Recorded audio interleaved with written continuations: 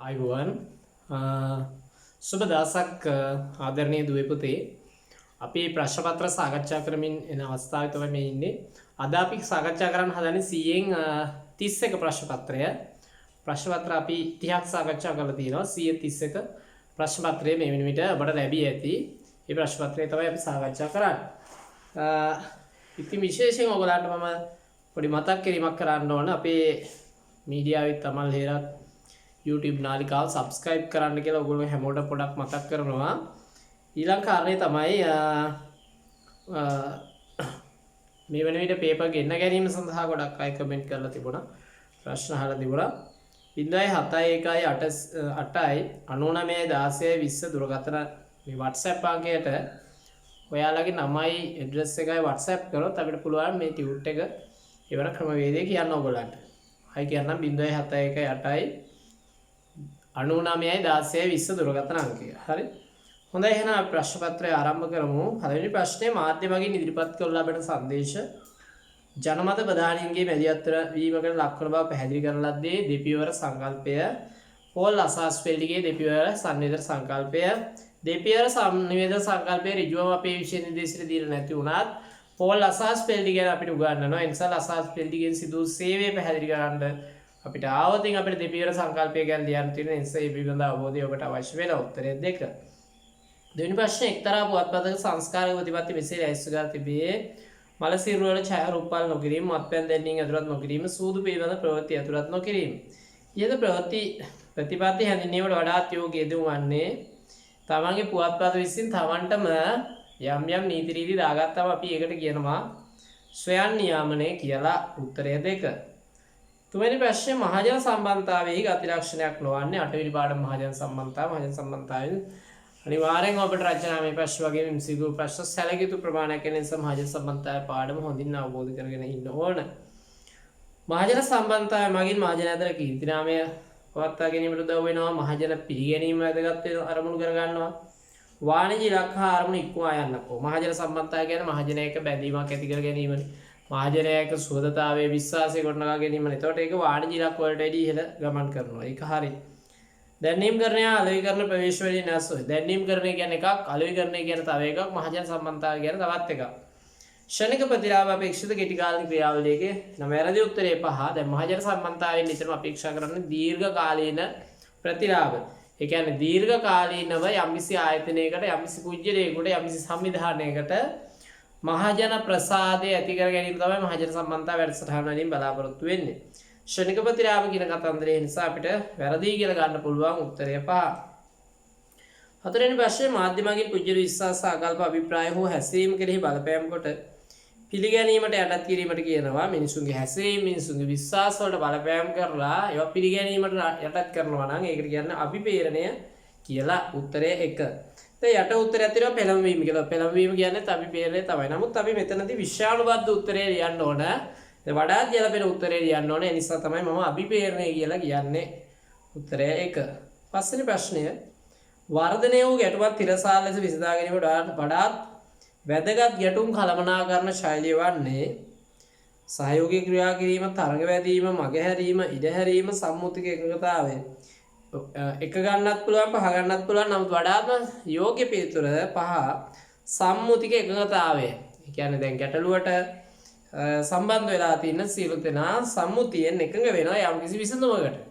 එතකොට ඒකට අපි කියනවා උත්තරය 5 සම්මුතික එකඟතාව කියලා. 6 වෙනි ප්‍රශ්නේ ගෝලීයකරණය මගින් සමාජයේ මත ඇති කරන බලපෑමක් නොවන්නේ මාධ්‍ය තාක්ෂණය සුලභ කරනවා. ඒක හරියි. ගෝලීය සීමා ඉක්මවා මානව සබඳතා වර්ධනය කරනවා. මිනිසුන්ගේ සබඳතා වර්ධනය කරනවා. හැම රටකම, හැම සමාජයකම අනාගතයේ වෙන විට ලෝකය එක්කම, ඒ කියන්නේ විශ්වය එක්කම සීමා ඉක්මවා මානව සබඳතා වර්ධනය කරනවා. ඒක හරියි. ජාතික රාජ්‍යයන් හා අනන්‍යතා අභියෝගයට ලක් කිරීම. ජාතික රාජ්‍යයන් හා ජාතික අනන්‍යතා අභියෝගයට ලක් වෙනවා. ඒකත් හරි. ගෝලීයකරණයත් එක්ක නව තොරතුරු අවකාශ දුර්වල වීම. එහෙනම් උත්තරය 4 වැරදි. උත්තරේ නව තොරතුරු අවකාශ දුර්වල කරනවට වැඩිය ගෝලීයකරණයෙන් සිද්ධ වෙන්නේ නව තොරතුරු අවකාශ ඉස්මතු කිරීමනේ. එහෙනම් උත්තරය 4. 7 වෙනි ප්‍රශ්නේ රූපවාහිනී විකාශන රාත්‍රී පොතේ ඇමෙට සූදානම් වන විශ්ව රූපවාහිනී අපහැදී රූප නිසා උද්‍යාත ඇති ගම්මාතුරක පිළිබඳව නිසි අවබෝධය ලබාගත නොහැකි විය. මේ සංනිවේදන අධ්‍යයන සංනිවේදනයේ න්‍යායාත්මක හඳුන්වන්නේ මාධ්‍ය බාධාවක් ලෙස. මොකද න්‍යායාත්මකව ගත්තට පස්සේ පණිවිඩය ලැබෙන මාධ්‍යයේ තියෙන සංඥා පද්ධතිවල ගැටලු නිසා තමයි හරියට මේක පැහැදිලිව දර්ශනය වෙලා නැත්තේ. උත්තරය 3. හටෙන් පස්සේ ගුවන්විදුලි මාධ්‍ය භාෂා භාවිතයේ විශේෂතාවයන්ට අදාළ නොවන්නේ ගුවන්විදුලියේ සරල භාෂාවක් වෙන්න ඕනේ ඒක හරි. ශ්‍රවණ ගෝචර භාෂාවක් වෙන්න ඕන අසාගෙන ඉන්න පුළුවන් භාෂාවක් වෙන්න ඕනේ ඒක හරි. ශ්‍රාවකයාගේ පරිකල්පනයේ යෝග්‍ය භාෂාවක් වෙන්න ඕනේ නේද? ගුවන්විදුලිය අපිට කියන දේවල් ඇහෙනව විතරයි පේන්නේ නැහැ නිසා ශ්‍රාවකයාගේ පරිකල්පනය ඉස්මතු කරන්න ඕන ඒක හරි. සංඛ්‍යාදත්ත විශේෂයෙන් ඉදිරිපත් කිරීම කියන එක වැරදි කියලා ගන්න වෙන හේතුව ගුවන්විදුලියේ ශ්‍රව්‍ය මාධ්‍යයක් එසන මාධ්‍යයක් ඇහිලා නැසිලා යනවා. ඒ නිසා සංඛ්‍යාදත්ත විශේෂයෙන් ඉදිරිපත් කරොත් ඒක බලන්න අහන්න තියෙන ඉඩකඩ අඩුයි. අඩුටත් වැඩිය සංඛ්‍යාදත්ත බහුලව ඉදිරිපත් කරාම ඒව මතක තියාගන්න බෑනේ අපිට එකවර. සංඛ්‍යාදත්ත ගොඩාක් ඒ නිසා සංඛ්‍යාදත්ත පුළුවන් තරම් සීමිත වශයෙන් තමයි ගුවන්විදුලිය ඉදිරිපත් කරන්න ඕන. උත්තරය 4. හරි. ඊළඟට අපි 9 වෙනි ප්‍රශ්නයට යමු. මාධ්‍ය නියාමනයට අදාළ යොදාගත හැකි ක්‍රමවේද කීපයක් පත්‍රිකාවේ සාකච්ඡාවේ ආචාර ධර්ම නීති රීති සම්ප්‍රදායන් වල නැගීම උද්ඝෝෂණය කිරීම මාධ්‍ය සම්මුතියත් කිරීම මේ පහම නියාමනයට ගන්න පුළුවන්. නමුත් නියාමනයේ වඩාත් කාර්යක්ෂමව සිදු කළ හැකි විදිහට ගන්නොත් මේක කතා කළා නීති රීති පැනවීම මගින්. එහෙම නැත්නම් නෛතික රාමුව මගින්. උත්තරය 2B මගිනි. 10 වෙනි ප්‍රශ්නේ ගෝලීයකරණයේ නව ප්‍රවණතාවයක් නොවන්නේ ජාතික රාජ්‍යයන් දුර්වල වීම. ඒක නව ප්‍රවණතාවයක් තමයි. දැන් ගෝලීකරණයත් එක්ක ජාතික රාජ්‍යයන් දුර්වල වෙලා ගෝලීය රාජ්‍යයන් ගෝලීයත් එක්ක සම්බන්ධ රාජ්‍යයන් බිහි වෙනවනේ නේද? මූල්‍ය ආර්ථික ශක්තිවත් වීම ගෝලීකරණයත් එක්ක මූල්‍ය ආර්ථිකයේ ශක්තිවත් වෙනවා. ඒ කියන්නේ භාණ්ඩ ආර්ථිකයට වැඩිය මූල්‍ය ආර්ථිකය තමයි ශක්තිවත් වෙන්නේ කියන එක අතර අදහස. තාක්ෂණය ආර්ථිකයේ තීරණාත්මක බලවේගයක් වීම ඒක හරි. ගෝලීකරණයත් එක්ක එහෙම දෙයක් සිද්ධ වෙනවා. ජනසන්නිවේදන මාධ්‍යයන්ගේ සීමිත වර්ධනයක් සිදුවීම කියන එක අපිට අයින් කරන්න වෙනවා. ජනසන්නිවේදන මාධ්‍ය ප්‍රමාණාත්මකව කිසියම් වර්ධනයක් දකින්න ලැබෙනවා. ඒතර සීමිත වර්ධනයක් කියන එකට අපිට අවශ්‍ය වැදගත් වෙන උත්තරය තමයි උත්තරය 4. දැන් පස්වෙනි උත්තරය ගත්තොත් පස්වෙනි උත්තරේ ගෝලීය තොරතුරු අවකාශයන් නිර්මාණය වීම. ඒකත් හරිනේ. උත්තරය 4. 11 වෙනි ප්‍රශ්නේ මුද්‍රිත මාධ්‍ය ක්‍රියාවලියේදී බාධකයක් නොවන්නේ ගැඹුරු භාෂා රටා බාධාවක් වෙන්න බල මුද්‍රිත මාධ්‍ය මොන හරි කියවනකොට භාෂාව ගැඹුරින් නම් තියෙන එක බාධාවක් වෙන්න පුළුවනි. ඊළාට ග්‍රාහකයාගේ අසනීප තත්ත්වය උනත් බාධාවක් වෙන්න පුළුවන්. හොඳටම අසනීපෙන් ඉන්න වෙලාවකට අපිට මොකක් හරි පොතක් පතක් කියවන්න අපහසුයිනේ. මුද්‍රණ දෝෂ නිසා අකුරු හැරියට නොපෙනීම ඒකත් ගන්න පුළුවන්. කතනාවාදීන් කතා කිරීමේ ගැටලු තියෙනවා නම් කතා කිරීමේ ගැටලු තියෙන එක මුද්‍රිත මාධ්‍ය ක්‍රියාවලියේදී බාධාක් හැටියට අපිට ගන්න බැහැන්නේ. උත්තරේ එනවා 2. 12 වෙනි ප්‍රශ්නේ ජනසන්නිවේදන ක්‍රියාවලිය තුළ දක්නට නොලැබෙන්නේ විධිමත් ආයතනයක රටාවක් ජනසන්නිවේදනයේ තියෙනවා. හොඳින් අහන්න ඕන මේ වහයද. දැන් ඔයගොල්ලන්ට අපි මේ විස්තර කරන්න නැතුව මම කලින් කියලා දෙනවා උත්තර ටික විතරක් දාලා විනාඩි 2කින් 3කින් වැඩි ඉවර කරන්න පුළුවන්. නමුත් ඇහැට පේන්න අභ්‍යාස කරන්න ඕන, ඇහැට පේන්න ඕන, කනට ඇහෙන්න ඕන. ඔය කරුණ ඔක්කොම එකතු කරාම තමයි හොඳින් අවබෝධ වෙන්නේ. ඒ නිසා තමයි මේ එකින් එක පැහැදිලි කරන්නේ. සමහර තැන් තිබුණත් ගැඹුරු තැන් මට පුළුවන් බෝඩ් එකේ ලියලා ඔයාලට පැහැදිලි කරන්න. හරිද? ඊළඟ ප්‍රශ්නය ජනසන්නිවේදන ක්‍රියාවලිය තුළ දක්නට නොලැබෙන්නේ ජනසන්නිවේදනයේ විධිමත් ආයතනික රටාවක් කොහොමද තියෙනවා ඒක හරි. යන්ත්‍ර සූත්‍ර භාවිතයේද රූපවාහිනී ගුවන්විදුලි පුවත්පත් ආයතනවල විධිමත් ආයතන රටාවක් තියෙනවානේ. යන්ත්‍ර සූත්‍ර භාවිතයේ බහුලතාවය යන්ත්‍ර සූත්‍ර ගොඩක් භාවිතා කරන්න වෙනවා. රූපවාහිනී ගුවන්විදුලි පුවත්පත් මුද්‍රණය නැත්නම් ප්‍රචාරණය සඳහා දොරටුපාලකින් ගණනාවක් මැදිහත් වෙනවා. ඒ කියන්නේ තෝරා ගැනීම, සංස්කරණය කිරීම, නිෂ්පාදනය කිරීම ඔයාදී වශයෙන් පියවර ගණනාවකින් පස්සේනේ රූපවාහිනී ගුවන්විදුලි පුවත්පත්වල සංදේශ ග්‍රාහකයාට වෙන්නේ. එනිසා ඒක හරි. පස්වෙනි උත්තරේ වාණිජත්වයේ මත පදනම් වූ ලාභ අපේක්ෂාව සාමාන්‍යයෙන් ජනමාධ්‍යවල වාණිජ අපේක්ෂා තියෙනවා. හතරවෙනි උත්තරේ සංනිවේදක ග්‍රාහක භූමිකාවේ සම්බන්ධතාවයේ සමීප බව ඒක වැරදි. ජනසන්නිවේදන ක්‍රියාවලිය සාමාන්‍යයෙන් දකින්න ලැබෙන සංනිවේදක ග්‍රාහක භූමිකාවල කිසියම් දුරස්ත භාවයකි. ඒ නිසා උත්තරේ එන්න ඕන 4. 13 පරිභෝජනවාදී සහ ජනප්‍රිය සංස්කෘතික මානසිකත්වයේ සමාජය ඇති කිරීමේදී වඩාත්ම දායක වන්නේ. ඒ කියන්නේ මිනිස්සු එක දේවල් පරිභෝජනය කරන්න හුරු කරන්න. ජනප්‍රිය සංස්කෘතිකාංග සමාජගත කරන්න ටිඑල්ටි වැඩසටහන් වෙන්න පුළුවන්. සමහර ජනප්‍රිය ප්‍රශ්න විචාර වැඩසටහන් වෙන්න පුළුවන්. දීර්ඝ ටෙලිනාට්‍ය වෙන්න පුළුවන්. රූපවාහිනී මාධ්‍ය තමයි මේ ජනප්‍රිය සංස්කෘතිය හා පරිභෝජනවාදී සංස්කෘතියට ප්‍රබලම දායකත්වය සපයන්නේ. උත්තරය 4. ඊළඟ ප්‍රශ්නය ඔබ ජනසන්නිවේදන ක්‍රියාවලියක දොරටුපාලකයෙකු යයි සිතන්න. ඔබගේ දොරටුපාල කාර්ය අවසාන ප්‍රතිඵලය වන්නේ ජනමාධ්‍ය තුළ විවිධත්වය පාලනය කිරීම, ජනමාධ්‍ය තුළ තරගය පාලනය කිරීම, ජනමාධ්‍ය මගින් නැතිවිය හැකි අහිතකර බලපෑම් පාලනය කිරීම, ජනමාධ්‍යයෙන් තොරතුරු ගලා යාම පාලනය කිරීම, ජනමාධ්‍ය පාලනය කිරීම. සාමාන්‍යයෙන් දොරටුපාල කාර්යයේ ප්‍රධාන වශයෙන් සිද්ධ වෙන්නේ අවසාන වශයෙන් සිද්ධ වෙන්නේ ජනමාධ්‍ය තුළින් තොරතුරු ගලා යාම පාලනය කිරීම. හරි. ඒ කියන්නේ ජනමාධ්‍ය වලට විවිධ තොරතුරු ලැබෙනවානේ. උදාහරණයක් ගත්තොත් පුවත්පතක් ගත්තොත් දවසට ප්‍රාදේශීය ප්‍රවෘත්ති ඇතුළුව දවසට ප්‍රවෘත්ති 200කට ආසන්න ප්‍රමාණයක් ලැබෙනවා. පුවත්පතේ සාමාන්‍යයෙන් පළ කරන්න පුළුවන් වෙන්නේ නිවුස් 100 ප්‍රවෘත්ති 100කට ආසන්න ප්‍රමාණය. ඒතර අනිවාර්යයෙන්ම 100ක් අපිට ඉවත් කරන්න සිද්ධ වෙනවා. එතකොට ප්‍රධාන කතෘ, ප්‍රාදේශීය ප්‍රවෘත්ති කතෘ, ප්‍රවෘත්ති කතෘ ඒ වගේ අය විසින් තොරතුරු තෝරා ගැනීම, නිවුස් තෝරගන්නවා. තෝරගත්තට පස්සේ උපකතෘවරු, උපසංස්කාරකවරු විසින් ඒවා තවදුරටත් අඩුපාඩු හදලා අවශ්‍ය කොටස් ඉවත් කරලා ඡායාරූප වෙනම සංස්කරණය කළා. ඔය විදිහට අවසානයේ පත්‍රය සකස් කරනකොට ලැබෙන තොරතුරු වලින් සැලකිය යුතු ප්‍රමාණයක් ඉවත් වෙනවා. ඒ කියන්නේ දොරටුපාල කාර්යයකට හසු වෙනවා කියන්නේ ඒකට තමයි. එතකොට අවසානයේ අපිට ලැබෙන්නේ මේ දොරටුපාලක සංස්කාරකවරු මේ පුවත්පතට සාපේක්ෂ උදාහරණ ගත්තේ හොඳින් අවබෝධ කරගන්න ඕගොල්ලෝ. පුවත්පතට සාපේක්ෂව ගත්තොත් ජනමාධ්‍ය වලින් තොරතුරු එතකොට සැලකිය යුතු ප්‍රමාණයක් අවහිර වෙලා, ඒ කියන්නේ තරණ අතර වෙලා තමයි අපිට ලැබෙන්නේ අවශ්‍යම තොරතුරු ටික විතරයි. එතකොට ජනමාධ්‍ය වල දොරටුපාලකයා කරන්නේ ජනමාධ්‍ය වලින් තොරතුරු ගලා යාම පාලනය කරන එක. උත්තරය 4. 15 ජනසන්නිවේදනයේ වර්ධනයේ හේතුවෙන් සමාජයේ සිදු වූ පරිවර්තන වලට නොගැලපෙන වර්ණය වන්නේ. ජනසන්නිවේදනයේ වර්ධනයේ හේතුවෙන් ජනතාවගේ අදහස් ප්‍රකාශනය ඉහළ ගිහිල්ලා තියෙනවා. හරිනේ. රූපවාහිනී, ගුවන්විදුලි, පුවත්පත් ආදී වාදනය නිසා ජනතාවගේ තොරතුරු ප්‍රකාශනය ඉහළ ගිහිල්ලා තියෙනවා. නෑ එහෙම නෙවෙයි. ප්‍රශ්නේ අහන්නේ සන්නිවේදනයේ වර්ධනයේ හේතුවෙන්. ජනසන්නිවේදනය නෙවෙයි නේද? සන්නිවේදනයේ වර්ධනයේ හේතුවෙන් සමාජයේ සිදු වූ පරිවර්තන වලට නොගැලපෙන වර්ණය වන්නේ. සන්නිවේදනය නිසා ජනතාවගේ අදහස් ප්‍රකාශනය ඉහළ ගිහිල්ලා තියෙන එක හරියි. නව සංස්කෘති බිහි වෙනවා ඒක හරි. 4 වෙනි උත්තරේ සමාජයේ කුඩා ඒකයක් බාධා සම්නිවේදන ක්‍රියාවලියත් එක්ක දියුණුවීමත් එක්ක සමාජයේ කුඩා වෙනවා. ඒ කියන්නේ අපිට තොරතුරු හුවමාරුව ඉක්මන් වීම නිසා සමාජයේ අර කලින් තිබුණු විශාල බව මාර්ෂල් මැක්ලුහර් පාදන්නේ සමාජයේ විශ්ව ගම්මානයක් බවට පත් වෙලා තියෙනවා කියලා ලෝකයේ මිනිසුන් අතර අන්තර් සබඳතා දියුණු වෙනවා. සම්නිවේදනයේ දියුණුවත් එක්ක මිනිසුන් අතර අන්තර් සබඳතා දියුණු වෙනවා. 2 වෙනි එක මාධ්‍ය සාක්ෂරතාව වර්ධනය වීම. සන්නිවේදනයේ වර්ධනය හේතුවෙන් මාධ්‍ය සාක්ෂරතාව වර්ධනය වෙනවා තමයි. හරි. නමුත් මේ උත්තර පහෙන් අවම වැදගත්කම තියෙන උත්තරය තමයි අපිට ගන්න වෙන්නේ මාධ්‍ය සාක්ෂරතාව වර්ධනය වීම කියන එක. 15ට උත්තරය 3.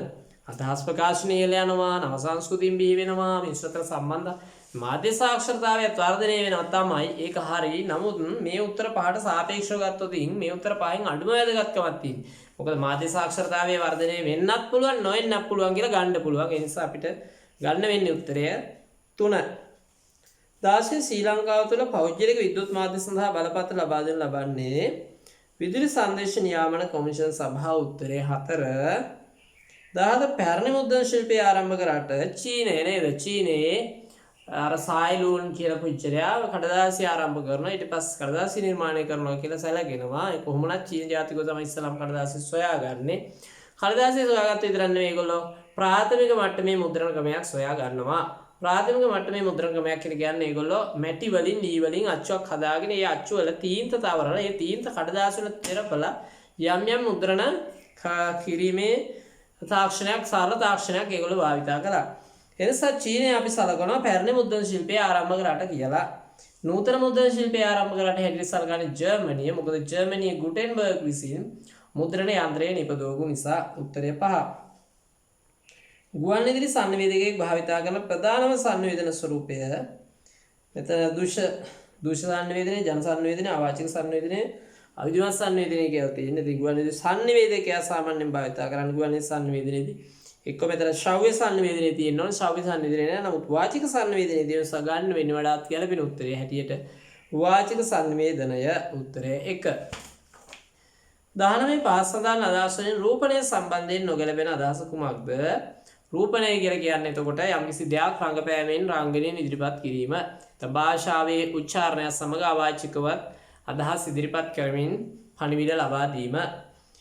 රූපණය පුජ්‍යලවාද සිද්ධියක්. ඒක සාමාන්‍යයෙන් රූපණයන් පුජ්‍යලවාදයි. රංගපාන නළු නිලියන් වලත් පුජ්‍යලයාගෙන් පුජ්‍යලයට අනන්‍යතා දකින්නට ලැබෙනවා. රූපණය ඉබේ හුරුවන්නක් කීම සාමාන්‍යයෙන් රූපණය ඉබේ හුරුවන්නේ ඒක ඕනනම් සම්වර්ධනය කරගන්නත් පුළුවන්කම තියෙනවා. රූපණය නිසා භාෂාවේ අර්ථ තහවුරු වීම. දැන් අපි නිකම්ම යමක් කියනකට වැඩි ඒක අංග චලනය භාවිතා කරනකොට මූණේ භාව ප්‍රකාශන භාවිතා කරනකොට හැඟීම් ප්‍රකාශන භාවිතා කරනකොට ඒකේ අර්ථය වැඩි කරගන්න පුළුවන්. ඒකත් හරි. රූපණය සංස්කෘතික විරෝධාකල්පයක් වීම. අන්න වැරදි. රූපණය කියලා කියන්නේ සංස්කෘතියත් එක ගමන් කරන දෙයක්. උදාහරණයක් ගත්තොත් අපේ රටේ සංස්කෘතීන් 10ක් විතර තියෙනවානේ. උදාහරණයක් ගත්තොත් අහිකුණ්ඩක සංස්කෘතිය, වැදි සංස්කෘතිය නේද? ඒ වගේ සංස්කෘතීන් වල රූපණයන් තුලින් ඒගොල්ලන්ගේ වාචික සහ අවාචික ලක්ෂණ වලින් අපිට සංස්කෘතික ලක්ෂණ ඉස්මතු කරගන්න පුළුවන්.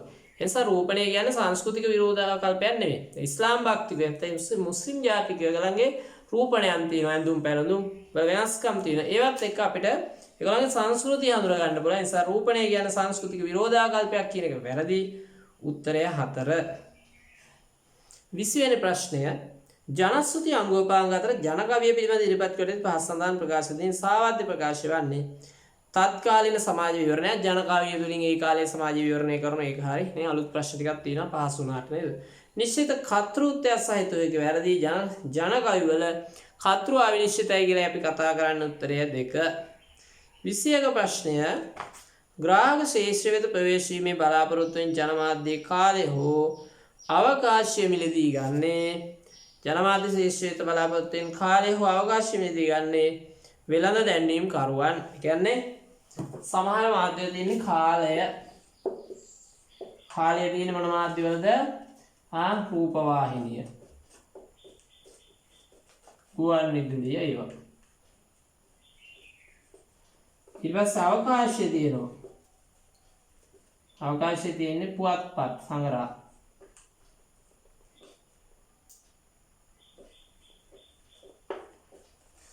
ඔය වගේ මාධ්‍ය වල කියන්නේ පුවත්පත් සංග්‍රහ වගේ මාධ්‍ය වල තියෙන අවකාශික නිර ප්‍රමාණයක් හිතමු. අපි වෙනද දැනීමක් දාන්න ඉල්ල ගන්නවා පිටුවක්. ඒකට පිටු භාගයක්, පිටු කාලක්, කොලම් සෙන්ටිමීටර එකක් මංගල දැනීමක් වගේ නම් චූටි ඉඩක් වෙන් කර ගන්නවා. ඒතර ඒවට අපි කියනවා අවකාශය කියලා. විද්‍යුත් මාධ්‍ය වල රූපවාහිනී ගුවන් විදුලි වගේ මාධ්‍ය වල අවකාශය නෙවෙයි තියෙන්නේ. කාලය තියෙන විනාඩි 1 ඇඩ් එකක්, විනාඩි තප්පර කිහිපයක, තප්පර 10ක, තප්පර 5ක, තප්පර 20ක කාලයෙන් දින්නේ. ඔබ සමහරවිට දැකලා තිනවා YouTube නාලිකාවල නාලිකාව වැඩසටහන ආරම්භ වෙන කලින් තප්පර 2ක, තප්පර 3ක, තප්පර 4ක වගේ දැනීම ප්‍රචාරය කරනවා. ඒතර වෙළඳ දැනීම් කරුව ග්‍රාහක ශ්‍රේෂ්ඨ වෙත පිවිසීමේ අරමුණින් ජනමාධ්‍ය කාලය හෝ අවකාශය මිලට ගන්නවා. මිලට ගන්නනේ පිටුවක් නම් මෙච්චර ගාණක් වෙනවා, මෙපමණ මුදලක් වෙනවා. මෙතනත් එහෙමයි. විනාඩියක වෙළඳ දැන්වීමක් නම් මෙපමණ වෙනවා. එලාන්ත විනාඩි භාගයක නම් මෙපමණ ගාණක් වෙනවා. ඒ ආදී වශයෙන් වෙළඳ දැන්වීම වලට මිලක් නියම වෙලා තියෙනවානේ. පැහැදිලිද ඔයාලට? හරි. ඊළඟ ප්‍රශ්නය නම් උත්තරේ එන්න ඕන 21ට 5. ඊළඟ ප්‍රශ්නය ජනප්‍රිය සංස්කෘතිය පිළිබඳ නොගැලපෙන ප්‍රකාශය ව්‍යාපාරික අවශ්‍යතා මත බිහි වෙනවා. ජනප්‍රිය සංස්කෘතිය ව්‍යාපාරික අවශ්‍යතාවක් එක තමයි කාලෙන් කාලට ජනප්‍රිය සංස්කෘතිය. 6 වෙනි පාඩමේ ජනශ්‍රුතියට 6 වෙනි පාඩමේ සංස්කෘතියට ඇති ප්‍රශ්න තමයි අහන්නේ. ළමා හා තරුණ පිරිස ආකර්ෂණය කරගන්න අනිවාර්යෙන් ජනප්‍රිය සංස්කෘතිය රියැලිටි වැඩසටහන් වෙන්න පුළුවන්, මෙගා ටෙලිනාට් වෙන්න පුළුවන්, සමහර කාටුන් වැඩසටහන් වෙන්න පුළුවන්, සමහර ළමා වැඩසටහන් වෙන්න පුළුවන්. ඒවා තරුණ පිරිස හා ළමා පිරිස වැඩි වශයෙන් ආකර්ෂණය කරගන්න එක හරියි. ඊළඟට 4 වෙනි උත්තරේ ජනමාධ්‍ය සමග සමීප සම්බන්ධතාවක් පවත්වන සාමාන්‍ය ජනප්‍රිය සංස්කෘතිය ජනමාධ්‍යත් එක්ක තමයි කාලෙන් කාලට ජනප්‍රිය වෙන දේවල් පවත්වාගෙන යන්නේ. කාලාන්තරයත් එක්ක වෙනස් වෙමින් පවතී. අන්න ඒක වැරදි. ජනප්‍රිය සංස්කෘතිය විතර වෙනස් කරනවා. හරි. අපි දැන් ජනප්‍රිය සංස්කෘතියයි රූපවාහිනී වැඩසටහන් කියලා රියැලිටි වැඩසටහන් ඊට අවුරුදු 5කට විතර කලින් තියෙන වැඩසටහන් වල ස්වභාවය වෙනස් වෙනවා ඊපස්සේ. තරංග වර්ග වෙනස් වෙනවා. අලුත් තරංග වර්ග එනවා. මෙගා ටෙලිනාට්‍යත් එහෙමයි. එක කාලයකට රජ කතා රැල්ලක් යනවා. ඒ කතාවේ කුමන්ත්‍රණ කතා රැල්ලක් යනවා. තව කාලයකට නයි කතා රැල්ලක් යනවා. නේද? ඔය විදිහට එක එක කතන්දර එනවා. ඒවට කියන්නේ වෙනස් වෙනවා නිතරම ජනප්‍රිය සංස්කෘතිය. උත්තරේ එන්න ඕන 5. නොගැලපෙන ප්‍රකාශය කාලාන්තරයත් තිස්සේ වෙනස් වෙවි පවතී කියන එක උත්තරය 3. 23 වෙනි ප්‍රශ්නේ තොරතුරු බෙදා හැරීමේ බටහිර ආධිපත්‍ය යනුවෙන් අදහස් කරන්නේ ඔවුන්ගේ අභිමතය පරිදි තොරතුරු ප්‍රවාහය හැසිරීමෙන් බටහිරට අවශ්‍ය ආකාරයට තොරතුරු ප්‍රවාහයට හැසිරීමට කියන තොරතුරු බෙදා හැරීමේ බටහිර ආධිපත්‍ය කියලා. ලෝකයේ සාමාන්‍යයෙන් එවැනි ස්වභාවයක් දක්නට ලැබෙනවා. බටහිර සිරිත් විරිත්, බටහිර සංකල්ප, බටහිර ආහාර පාන, බටහිර චාරිත්‍ර වාරිත්‍ර සමාජගත කිරීම උදෙසා ඒගොල්ලෝ මාධ්‍ය ක්‍රියාවලිය හසුරවනවා. ඉතා සූක්ෂම ආකාරයට ඒකට අපි කියනවා තොරතුරු බෙදා හැරීමේ බටහිර ආධිපත්‍ය කියලා. උත්තරය 5. 24 මාධ්‍ය සාක්ෂරතාව ඒ ජනමාධ්‍යකරුවන් සතු යුතු කුසලතාවක ජනමාධ්‍යකරුවන්ට මාධ්‍ය සාක්ෂරතාව තියෙන්න ඕන. B ජනමාධ්‍ය හැසිරීම පිළිබඳ අවබෝධයක් ලබා දෙන්නේ කොහොමද? මාධ්‍ය සාක්ෂරතාවය තුලින් අපිට ජනමාධ්‍ය කොයි වගේ හැසිරෙනවද කියලා අවබෝධයක් ලැබෙනවා. ඒක හරි. C පාසල් අධ්‍යාපන ක්‍රියාවලිය හා බද්ධ විය යුත්තකි. ඒක හරි. පාසල් අධ්‍යාපන ක්‍රියාවලිය සඳහා මාධ්‍ය සාක්ෂරතාවය ලැබුණොත් දැන් ඉන්න තරුණ පරම්පරාව ඔයගොල්ලෝ වගේ දරුවෝ මීට වැඩිය හොඳින් මාධ්‍ය පරිහරණය කරන්න පෙළඹෙනවා. එනස උත්තරේ ඒත් හරි බීත් හරි සීත් හරි උත්තරය 4. 25 වෙනි ප්‍රශ්නේ මානවයස සංඥා භාවිතා කිරීමේ හැකියාවට අපි කියනවා සංඥා භාවිතා කිරීම කියන වචන වෙන්න පුළුවන්. වචන භාෂාව භාවිතා කිරීම එතන වාචික සංඥා භාවිතා කිරීම මේ වෙන්නේ සමාජ උරුමයක් ලෙස. සමහර ළමයි ඉරඳලා තිබුණා ස්වභාවික උරුමයක් කියලා. නැත්නම් ජීව විද්‍යාත්මක නෑ. එහෙම නෑ.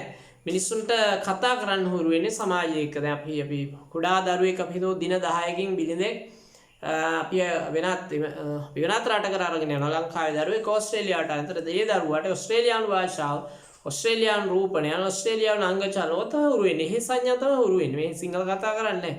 සිංහල කතා කරන්න අපහසුයි අපිට. එයාට ඊට පස්සේ. ඒකට කියන්නේ සමාජයෙන් තමයි සංඥා භාවිතා කිරීම හුරු වෙන්නේ. උත්තරය 1. 26 මානවයාට. හරිද? සතුන්ට නම් සාමාන්‍යයෙන් ජීව විද්‍යාත්මක වශයෙන් ස්වභාවික වශයෙන් සතුන් ශබ්දනා කරනවා. මිනිසුන් එහෙම නෑ. මිනිසුන්ට සමාජයෙන් තමයි සංඥා උරුම වෙන්නේ. 26 ප්‍රශ්නේ මාධ්‍ය ක්‍රියා විචාරකයාගේ ස්වභාවය පිළිබඳ මතු අදහස් කීපයක් පහද දැක්වේ. රාණි විචාරකයා අනිවාර්යයෙන්ම වෘත්තීය මාධ්‍යකරුවෙක් විය යුතුයි. වැරදි. විචාරකයා මාධ්‍යකරුවෙක් වෙන්නම ඕනේ නෑ. ඕනෑම කෙනෙකුට හැකියාව තියෙනවා නම් යම්කිසි සංදේශයක් විචාරය කරන්න පුළුවන්. දැන් ඔයාලා නම් සිංහල විෂයන් විචාරය කරනවානේ. සිංහල වගේ විෂයන් වල, ලිට්ටිජ වගේ විෂයන් වල ඔයගොල්ලෝ විචාර කරනවානේ. විචාර ලියනවානේ. ඉතින් ඔයගොල්ලෝ වෘත්තීය මාධ්‍යකරුවෝ නොවන අයනේ. ඒ නොවන අයටත් පුළුවන් විචාරයක් කරන්න. නව කතාවක් ගැන, කෙටි කතාවක් ගැන, කවියක්, ගීතයක් ගැන පුළුවන්. රාණි කියන කතාව වැරදි. කමලා විවිධ මාධ්‍ය විචාර න්‍යායන් හා මතවාද පිළිබඳ අවබෝධයක් තිබීද? ඔය විචාරකයට සාමාන්‍යයෙන් හොඳ විචාරයක් කරන්න නම් මාධ්‍ය න්‍යායන් පිළිබඳව මතවාද පිළිබඳව අවබෝධයක් තියෙන එක හොඳයි. ගීතා පොදු ග්‍රාහකයන්ට වඩා මාධ්‍ය සාක්ෂරතාවයෙන් යුතු පුජ්‍යලික යුතු. ඒකත් හරි. පොදු ග්‍රාහකයන්ට වැඩි මාධ්‍ය සාක්ෂරතාව තියෙනවා නම් හොඳයි. නිර්මලා හැම විටම අලෙවිවාදනයට දී දෙන්නේ විතර මාධ්‍ය විචාරකයන් නිතර මාධ්‍ය කර්මාන්තයේ පවත්වාගෙන යාම සඳහා දී දෙන්නේ වෙන්න ඕන. ඒක හරි. දැන් කමලා සහ ගීතා සහ නිර්මලා හරි උත්තරය 4. 27 වෙනි ප්‍රශ්නේ පෝල් අසස් පෙළ ඉදිරිපත් කර සංවේදනය පිළිබඳ දෙපියවර න්‍යායදී ජනමාධ්‍යෙන් ලබා දෙන තොරතුරු අනතුරුව ගලා යන්නේ. කලින් අහ ප්‍රශ්නයක් වෙනස් විදිහකට අහනවා. ලසස් පෙළට අනුව ජනමාධ්‍යෙන් ලැබෙන තොරතුරු ජනමත නායකයාගේ සිට අනුගාමිකයා වෙත තමයි ගමන් කරන්නේ. ඔයගලන්ගේ මම කිව්වා මූලිකාංග පොත තියෙන මූලිකාංග පොත නැති අයට පුළුවන් සරසවි ගොඩගේ ලුමිනස් ගුණසේන කියන පොත් අල්ලන්නේ මිලට ගන්න. එතකොට ඒකේ මම පැහැදිලි කරලා දීලා ඇති ජනමත නායකයා කියන්නේ කවුද, අනුගාමිකයා කියන්නේ කවුද කියන එක. නමුත් අපි ඉතිරියේදී පාඩම් මාලාවක් ආරම්භ කරනවා මේ 2021 ලියන දරුවන් වෙනුවෙන්. එතකොට අපි එක් තැනක මේ විද්වතුන් ගැන කතා කරනකොට මේ පිළිබඳ පැහැදිලි කිරීමක් තියෙනවා. උත්තරය 4 ජනමත නායකයාගේ සිට අනුගාමිකයන් වෙත. මේ ගැටලුවක් තියෙනවා නම් මේ සම්බන්ධව කමෙන්ට් එකක් එවන්න මම පැහැදිලි කරන්න. ඊළඟ 24 වෙනි ප්‍රශ්නය සංවේදන අවස්ථාවකදී වැදගත් යුතු 28 සංවේදන අවස්ථාවකදී වැදගත් යුතු සාධක කීපයක් පහදකි. ප්‍රකාශ කරන ලද කරුණු යටපත් කරන ලද කරුණු සංවේදිකයාගේ නිර්වාචික හැසිරීම ප්‍රකාශ කරන වල පරස්පරතාව. ये साधक अतरिන් ක්‍රියාකාරී හා වඩාත් හොඳින් සවන් දෙන්නේ කියලා අවධානය යොමු වෙtti. අපි හොඳින් සවන් දෙන්නේ කෙනෙක් නම් යම්කිසි දේශනයකට යම්කිසි කතාවකට ඒ කතාව කරන කෙනා ප්‍රකාශ කරන කරුණු පිළිබඳ අවධානය තියෙන්න ඕනේ. ඒක හරි. එයා මොන හරි යටපත් කරනවා නම් ඒ ගැනත් අවධානය යොමු වෙන්න ඕනේ. ඒක හරි. දැන් ගොඩක් වෙලාවට දේශපාලනික අවස්ථාවලදී දේශපාලන රැස්වීම වගේ දේවල් වල යටපත් කිරීම සිද්ධ වෙනවා. එතකොට අපි දැකලා තියෙනවා නිවේදක එහෙම අහනවා නෑ මං ඇහුවේ ඒක නෙවෙයි මම මෙහිකයි ඇහුවේ. එහෙම කියලා. ඒතර ඒවට අපි කියනවා මේ යටපත් කරන ලද කරුණු කියලා. සංවේදිකයාගේ නිර්වාචික හැසිරීම වැදගත් වෙන්න පුළුවන්. සංවේදනයේ කියන්නේ නිර්වාචික හැසිරීමත් වැදගත් වෙනවා. දැන් මම කතා කරනකොට මගේ නිර්වාචික හැසිරීම ඇඳුම පැළඳුම පෙනුම ඒකත් ඔබට තේරුම් ගැනීමේදී වැදගත් වෙනවා. ගුරුවරයෙක් හැටියට ගත්තොත් කතාවකදී එහෙම නැත්නම් දේශනයකදී උනත් නිර්වාචික හැසිරීමත් වැදගත් වෙනවා. ඩී ප්‍රකාශිත කරුණවල පරස්පරතාව. ඒතර කියන කරුණවල පරස්පර බවක් තියෙනවා නම් පරස්පර බවක් තියෙනවා. ඒ කියන්නේ මුලින් කියන කාරණාවලට වැඩිය පස්සේ වෙනස් කාරණා කියනවද? දැන් ඔය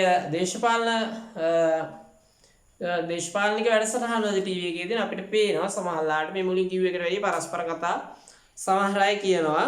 ඒව පිළිබඳව අපි අවධානයෙන් ඉන්නවා නම් ඒකට කියනවා හොඳ සම්බන්ධයෙන්ගේ ලක්ෂණයක් කියලා. එහෙනම් උත්තරේ එන්න ඕන A B C D කියන සියල්ලම නිවැරදි. උත්තරය 5. 29 සංවේදන ක්‍රියාවලිය තුළ පොදු අරමුණු සාක්ෂාත් කිරීමට සමාජ පරමාර්ථ සපුරා ගැනීමට රාජ්‍යයක් අනුගමනය කළ යුතු ආම වැදගත්කමින් යුතු ක්‍රමවේදය රාජ්‍ය නොකළ යුත්තක් තමයි මාධ්‍ය වාරණ ක්‍රියාත්මක කිරීම. මාධ්‍යයට යම්කිසි නීති රීති පනවලා ග්‍රාහකගත වීම වළක්වනවා නම් ඒක රජයක් විසින් නොකළ යුතු ක්‍රියාවලිය. අපි හිතමු දැන් මොන හරි සම්මන්ත්‍රණයක් හරි රැස්වීමක් හරි හමුවක් හරි දිනනවා නම් මාධ්‍යට කියනවා නම් මේක සම්පූර්ණයෙන් වාර්තා කරන්න එපා. මේක නිවුස් වලදී විතරක් දාන්න, මේකේ තියෙන සමහර කොටස් මේක ගන්න එපා එහෙම කියලා කියනවා නම් එතන සිද්ධ වෙන්නේ මාධ්‍ය වාරණයක්. ඒතර මාධ්‍ය වාරණය කියන්නේ නුසුදුසු දෙයක්, රජයක් විසින් අනුගමනය නොකළ යුතු දෙයක්. මාධ්‍ය නියාමනය හොඳයි. කියන්නේ යහපත සඳහා මාධ්‍ය පාලනය කරාට කමන්නේ. නමුත් මාධ්‍යයෙන් තොරතුරු ගාහගත වීම වැළැක්වීම නරක දෙයක්. උත්තරය 2. ඊළඟ ප්‍රශ්න 30. තිසරි ප්‍රශ්නය අහන්නේ මේ යම්කිසි දත්ත මේ වගේ දත්ත සටහනක් ඇසුරින් 30 ප්‍රශ්නේ හේතු කොටුවල දක්වා ඇති අංග අතරින් ෂැනන් හා වීවර් සංවේදන ආකෘතිය අයත් නොවන අංග තුනක් වන්නේ ෂැනන් ඊවර ආකෘතිය B බලපෑම නෑ, F ග්‍රාහකයා නෑ, F කවුද, F සන්දර්භය නෑ, J අත්දැකීම් පසුතලය නෑ. උත්තරය 2. 31 ඉහත අංග ඇසුරින් හැරල්ලි ලැස්වෙල් සංවේදන නිර්වචනයේ අනුරූපාංග පිළිවෙලින් ලැස්වෙල් සංවේදන නිර්වචනයට අනුරූපාංග පිළිවෙලින් දැක්වෙන්නේ ලැස්වෙල් ආකෘතිය DHIK හා B සංවේදකයා පණිවිඩය මාධ්‍ය ග්‍රාහකයා සහ බලපෑම කියන අංග ඔබට මේව හඳුනා ගන්න පුළුවන් වෙන්න ඕන. 31ට උත්තරය 1. 32 මෙම අංග ඇසුරින් K සිට D දක්වා ඉස්කමන් කළේ යයි සිතන මෙය හැඳින්විය හැකි. K කියලා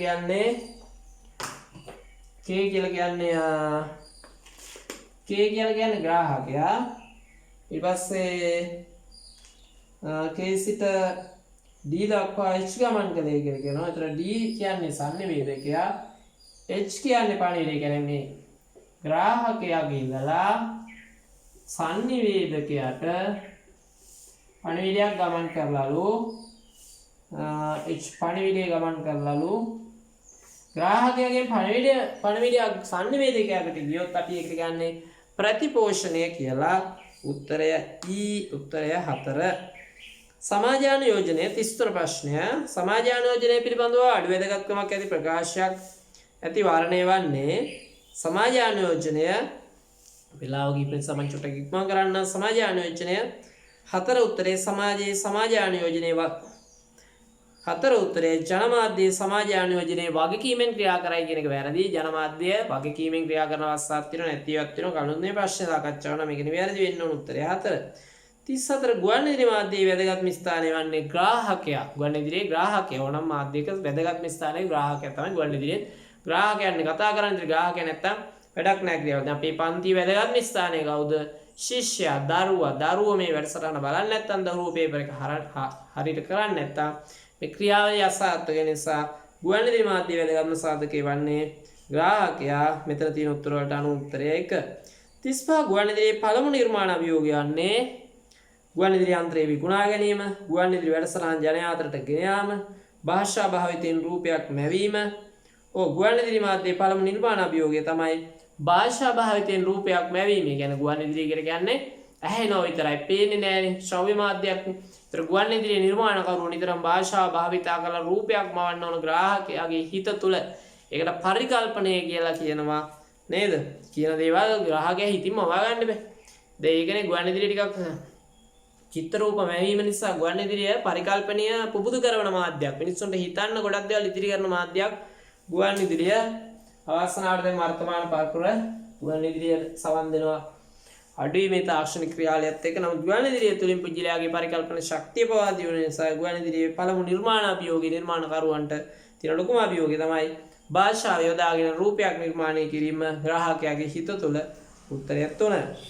36 රූපවාහිනී වැඩසටහන් ප්‍රධාන වශයෙන් කරන ලබන ප්‍රභේදගත කිරීම බලන්න ඔබගේ නිබන්ධනයේ ඔබගේ පාඩමේ 7 වෙනි පාඩමේ වෘත්තාන්තමය සහ වෘත්තාන්තමය නොවන රූපවාහිනී වැඩසටහන කියන්නේ කතා සහ කතා නොවන වැඩසටහන් තමයි. කාඩුන් ගත්තොත් ටෙලිනාට්‍ය ගත්තොත් කතා ප්‍රවෘත්ති විකාශ හරිද ප්‍රශ්න විචාර වැඩසටහන් වගේ ගත්තොත් ඒ වෙනදැන්නීම් වගේ ගත්තොත් ඒ වෘත්තාන්තමය නොවන කතා නොවන මේ වැඩසටහන් දෙක තමයි රූපවාහිනී ප්‍රධාන වශයෙන් වැඩසටහන් බෙදා ගන්න පුළුවන් වෙන්නේ. උත්තරය 2. සම්ප්‍රදායික මාධ්‍යවලට අදාළ විශේෂත්වයක් නොවන්නේ සම්ප්‍රදායික මාධ්‍යවල තියෙනවා සරල ව්‍යුහ. මේ පළවෙනි උත්තරේම තියෙනවා සංකීර්ණ ව්‍යුහ කියලා. එහෙනම් සංකීර්ණ ව්‍යුහ කියන එක වැරදි. උත්තරය 1. 38 සම්ප්‍රදායික මාධ්‍ය විධික්‍රම වලට අයත් නොවන වර්ණය වන්නේ ජනකවි, ජනකතා, ගැමි නාටක, ශාන්තිකර්ම, උපමා රූපක. ජනකවි, ජනකතා, ගැමි නාටක, ශාන්තිකර්ම ප්‍රධාන වශයෙන්ම සම්ප්‍රදායික මාධ්‍ය වලට ගන්න පුළුවන්. නමුත් උපමා රූපක එකවරම සම්ප්‍රදායික මාධ්‍යයට ගන්න බැහැ. නිසා උත්තරේ තුරු උපමා රූපක වර්තමානයේ වුණත් නිර්මාණය වෙච්ච ඒවා ඕන තරම් තියෙන නිසා ජනකතා, ශාන්තිකර්ම, ගැමි නාටක, ජනකවි කියන එක සින විෂය නිර්දේශයට අනුව බැලුවත් ඒගොල්ලෝ හිතලා කරන්න බෑ. හොඳට පාඩම් ඇසුරින් තමයි කරන්න ඕන. සම්ප්‍රදායික මාධ්‍ය විධික්‍රමයට අයත් නොවන වර්ණ වලට ගන්න පුළුවන්. උත්තරේ 3. 39 ගුවන් විදුලිය විහිවන්නේ මතක තබා ගන්න දුරකථනය හා ටෙලිග්‍රාෆ් තාක්ෂණයේ වර්ධනයක් ලෙස. දුරකථනය තවදුරටත් දියුණු වීමත් ටෙලිග්‍රාෆ් තාක්ෂණය කියලා එකක් තියෙනවා. ඒ කියන්නේ මෝස් සංඥා ක්‍රමය. ඔබට මේකේ ගැටලුවක් තියෙනවා නම් ඔබට අන්තර්ජාලයට හෝ YouTube එකකට ගිහිල්ලා ටෙලිග්‍රාෆ් මැෂින් එහෙම නැත්නම් මෝස් කෝඩ් කියලා ටයිප් කරොත් ඔබට මේ මෝස් සංඥා ක්‍රමය කියන්නේ මොකක්ද කියලා අපේ පන්තියේ දරුවන්ට නම් අපි කියලා දෙනවා. නමුත් බාහිර දරුවන්ට ඒක දැනගන්න පුළුවන් අන්තර්ජාලයට ගිහිල්ලා. ඒතර ඔය දුරකථනය සහ ටෙලිග්‍රාෆ් තාක්ෂණය තවදුරටත් දියුණු කිරීමේ ප්‍රතිඵලයක් හැටියට තමයි ගුවන් විදුලිය බිහි වෙන්නේ. උත්තරය 1. 40 මෙරට ජාතික රූපවාහිනිය ආරම්භ වන්නේ ජපාන් රාජ්‍යයේ ආධාර මත 1982 අවුරුද්දේ. උත්තරය 3. 41 මෙරට රාජ්‍ය ලියාපදිංචි කළ ප්‍රථම සිංහල පුවත්පත ලක්මිණි පහන පුවත්පත. උත්තරය 2. ප්‍රථම සිංහල පුවත්පත හැටියට සැලකෙන්නේ ලංකා ලෝකය. නමුත් රාජ්‍ය ලියාපදිංචි කළ ප්‍රථම සිංහල පුවත්පත හැටියට සැලකෙන්නේ ලක්මිණි පහන. උත්තරය 2. ඊපස්සේ ආදත් ආකෘතියක් ඇසුරින් ප්‍රශ්න අහනවා. 42 මේ සමාන වන්නේ කුමන සංවේදන ආකෘතියද? සමාන වන්නේ ෂැනොන් හා වීවර් සංවේදන ආකෘතියට. ෂැනොන් වීවර් ආකෘතිය තමයි දක්වලා තියෙන්නේ නේද? ඔබේ ගාව තියෙන ටියුට් එක බලන්න මම විශේෂයෙන් කිව්වා මුලින් සඳහන් කරපු දුරකථන අංකෙම නැවතත් සඳහන් කරන්න. ඒකට ඔබ කතා කරලා ලංකාවේ ගොඩාක් දරුවෝ මේ අපිත් එක්ක සම්බන්ධ වෙලා ඉන්නවා. නමුත් අපි ඒ වගේම නිබන්ධන ලබාගෙන තියෙනවා. ඒක තවත් ලබා ගන්න පුළුවන් කාට හරි අවශ්‍යතාවය තියෙනවා නම් අර WhatsApp අංකයට ඔබ මේ වීඩියෝ එක මුලින් තියෙන WhatsApp අංකයට ඔයගොල්ලෝගේ නමයි ලිපිනයයි WhatsApp කරන්න අපිට පුළුවන් වෙයි. එහෙම නැත්නම් ටියුට් එකක් එවන්න.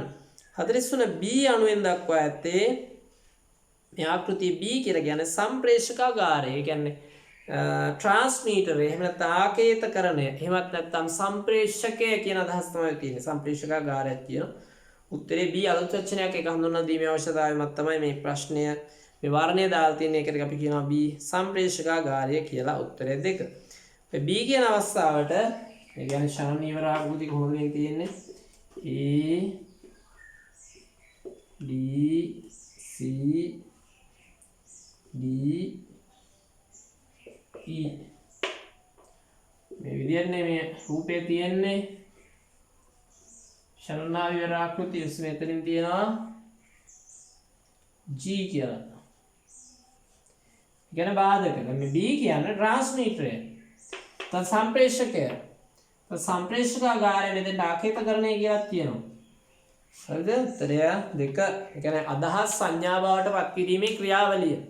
ගුවන්විදුලි විද්‍යුත් මාධ්‍ය වල නම් ඒත් එහෙමයි සංඥා දැන් ගුවන්විදුලි ආයතනයක නම් ගුවන්විදුලි නිවේදකයා විසින් තමන්ගේ හඬ හරි විද්‍යුත් සංඥා බවට පත් කිරීම සිද්ධ වෙනවා. මෙන්න මේ ස්ථානයේදී අපි ඒක සම්ප්‍රේෂකාගාරය කියනවා, සම්ප්‍රේෂකය කියලා කියනවා, ට්‍රාන්ස්මීටරය කියලා කියනවා. උත්තරය 2.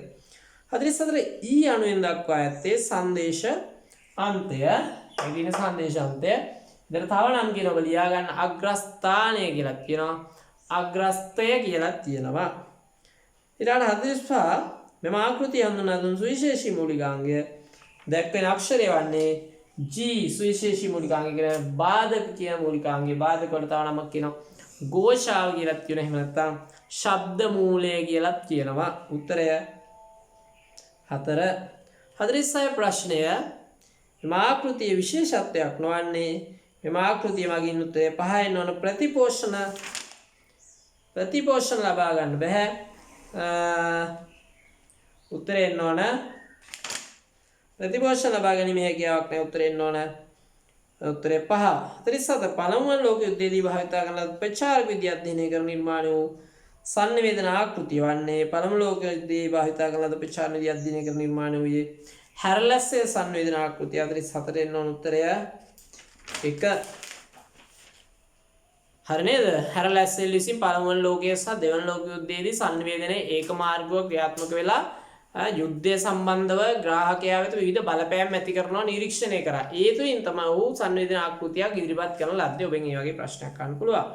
මල්ලසේකර ශබ්දයට අනුව සේවය යන්නේ අදහස් අර්ථකථනය වන්නේ සෝදිසි කරනවා සමීක්ෂණය කරනවා මේ වගේ ශබ්දකෝෂගත ප්‍රශ්න ඔයගලගේ විභාගෙදී ඔයගලගේ සිලබස් එකේ තියෙනවා. ඒ වගේ ඉංග්‍රීසි වචන වල තේරුම් දක්වලා තියෙනවා. ඒ තේරුම් සමහරට අහන්න පුළුවන්. උත්තරේ නො 3 සෝදිසි කරනවා සමීක්ෂණය කරනවා.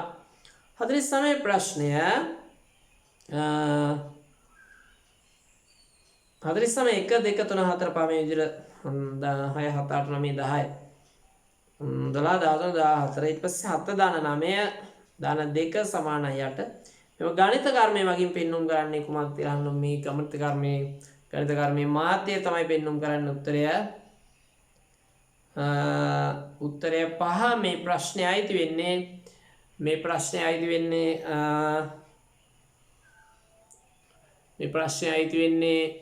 12 වෙනි පාඩමට සංවේදන සමීක්ෂණ කියන පාඩමට. සංවේදන සමීක්ෂණ පාඩමේ මාත්‍ය මධ්‍යස්ථය මධ්‍යන්නේ අනුපාතය සහ ප්‍රතිශත පිළිබඳව හඳුන්වනවා.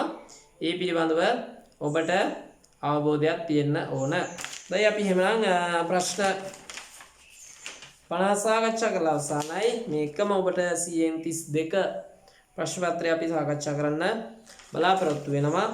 ගැටලුවක් තියෙනවා නම් අපිට ඔබට පුළුවන් කමෙන්ට් එකක් දාන්න. මම නැවතත් WhatsApp අංකය අපි මතක් කරන්නම්. ප්‍රශ්න පත්‍රය ලබා ගන්න ඕගලන්ට 0.71 8යි 99යි 16යි 20 දුරකථන අංකයට ඔබේ නම ලිපිනේ WhatsApp කිරීමේ ඔයගලන්ට පුළුවන් ටියුටර් ගෙන්නා ගැනීමේ ක්‍රමවේදය දැනගන්න. ඒ වගේම ඔබට මතක් කරනවා නැවතත් නාලිකාව subscribe කරන්න කියලා. අපි නැවතත් එහෙනම් 32 ප්‍රශ්න පත්‍රය තුලින් මුණ ගැසෙමු. එතෙක් ඔබට සුබ දවසක්. අයුබෝවන්.